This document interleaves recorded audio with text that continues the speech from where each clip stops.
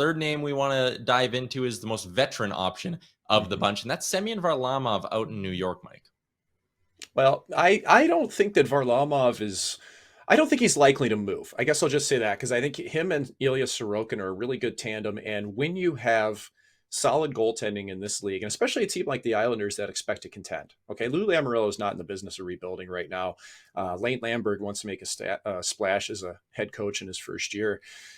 There's not much behind these two in that organization right now. Corey Schneider's there, was there last year, but I think at 1 year left at $5 million from Varlamov at 34, he's probably going to be staying put. But if Lou Lamoriello decides that the return would be good enough to move him on the open market, I could see teams that are. I think he fits with contenders more than anybody here, Tyler. And I think Washington you look to immediately. I think you also look to Edmonton, and beyond those two contenders.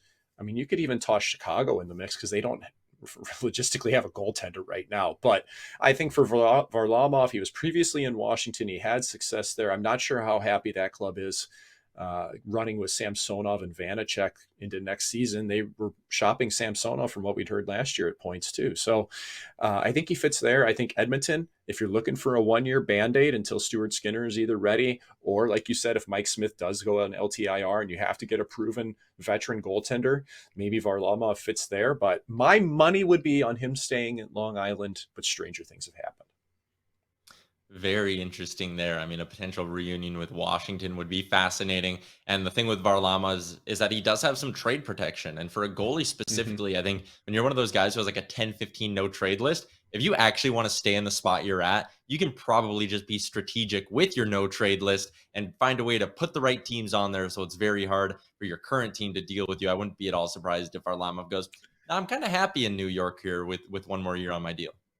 Yeah, for sure. And then, but part of that too, though, is that at 34 years old and you only have 1 year left, you're looking for your next contract and you need to play. And Ilya Sorokin, he's going to play an awful lot. So that factors in. Sometimes you're more willing to accept a trade if you think you can prolong a career. Yeah, and that's interesting. I remember back at the deadline, there were some whispers that Edmonton had asked, and we're kind of told Varlamov wouldn't waive. If Varlamov sits there and goes, I want another deal after this, he probably gets 15 to 20 more games playing in Edmonton than he does with New York and Sorokin's. That's an excellent point by you, Mike. An excellent analysis, as always, in another edition of the Blue Paint, delivered by our friends at DoorDash. Promo codes DFODD and DFODD US get you 25% off and no delivery fees on your first order. Don't cook this week. Just order DoorDash every day like I do.